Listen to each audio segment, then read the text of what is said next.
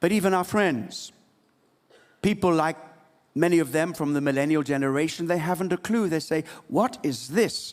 The idea that God would punish his son, it's vile, it's ridiculous, and it is unnecessary. And yet, if we pause for a moment or two, we should see that in our society, true sacrifice is honored and even heroic.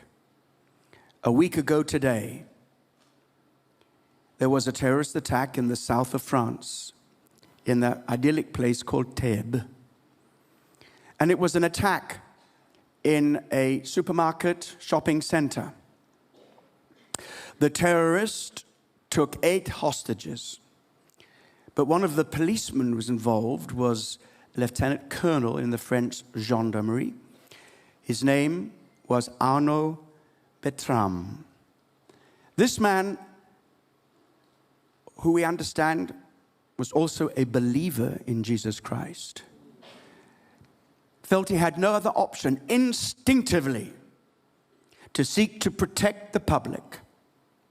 He managed to persuade the terrorist attacker to exchange himself for one of the hostages, a woman. And of course, the inevitable happened. He lost his life.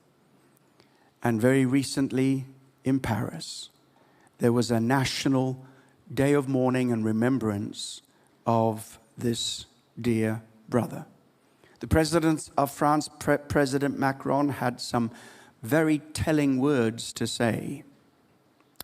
To be willing to die so that innocent people continue to live, this is the heart of a soldier's promise.